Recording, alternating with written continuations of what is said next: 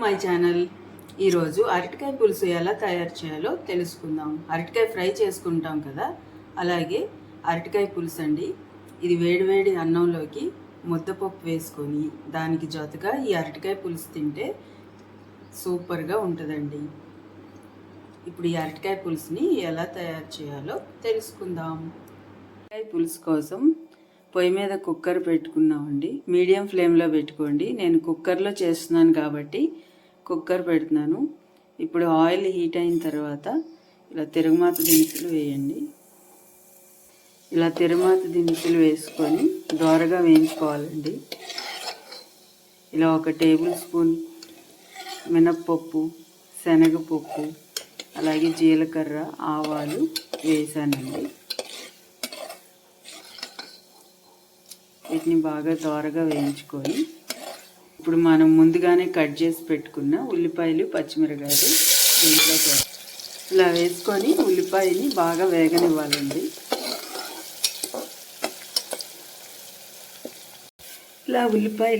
ఇలా ఉల్లిపాయలు అంతా వేగిపోయిన తర్వాత ఇప్పుడు మనం ముందుగానే కట్ చేసి పెట్టుకున్న టమాటాలు వేయాలండి.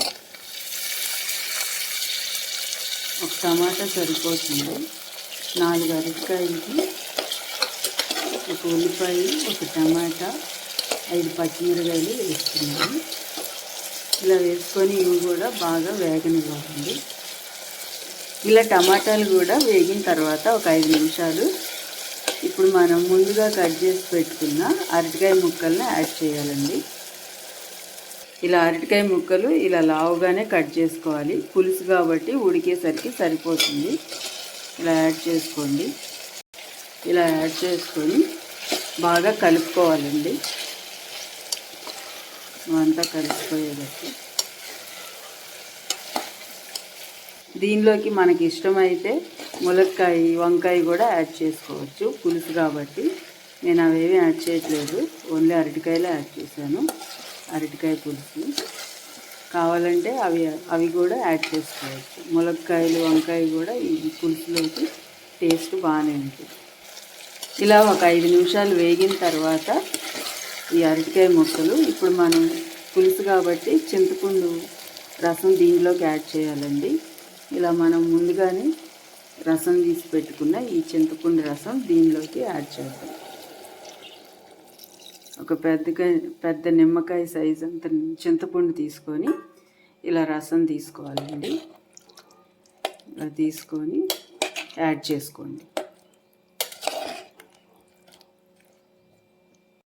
ఇలా యాడ్ చేసుకొని ఇప్పుడు దీనిలోకి మన టేస్ట్కి తగ్గట్టు సాల్ట్, అలాగే మనం తినే కారాన్ని బట్టి కారము ఇవన్నీ యాడ్ చేసేసుకొని ఇలా బాగా కలిపేసుకోండి.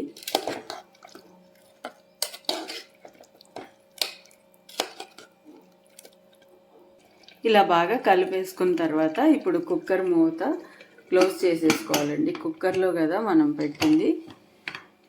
ఇలా క్లోజ్ చేసుకొని ఒక 3 విజిల్స్ రానివ్వాలండి. ఇలా 3 విజిల్స్ వచ్చిన తర్వాత అరటికాయ పులుసు ఇలా వేగిపోయిందండి. ఉడికిపోయింది బాగా. ఆయిల్ అంతా బయటకు వచ్చేసి ఉడికింది కదా. ఇప్పుడు దీనిలో కాస్త పంచదార యాడ్ చేయాలి. పంచదార అన్నా బెల్లం అన్నా యాడ్ చేయాలండి. నేను పంచదార యాడ్ చేస్తున్నాను. ఒక 4 స్పూన్లు పడతాయి. 4 టేబుల్ స్పూన్లు. ఈ పంచదార యాడ్ చేయటం వల్ల ఒక డిఫరెంట్ టేస్ట్ వచ్చి పులుసు చాలా బాగుంటుంది. టేస్ట్ కూడా సూపర్గా ఉంటుందండి. ఇలా పంచదార యాడ్ చేసుకొని ఒక 5 మినిట్స్ ఉడకనివ్వాలి. ఇలా 5 నిమిషాలు ఉడికిన తర్వాత అరటికాయ పులుసు రెడీ అయిపోయిందండి. అంతేనండి, వెరీ టేస్టీ అరటికాయ పులుసు రెడీ అయిపోయింది. ఇది వేడివేడి అన్నంలోకి సర్వ్ చేసుకుంటే చాలా టేస్ట్గా ఉంటుందండి. అలాగే దీంతో జతగా ముద్దపప్పుతో తింటే ఇంకా సూపర్గా ఉంటుంది. నచ్చితే మీరు కూడా ట్రై చేసి ఎలా ఉందో కామెంట్ చేయండి. అలాగే లైక్ చేయండి, షేర్ చేయండి, సబ్స్క్రైబ్ చేసుకోండి. Thanks for watching.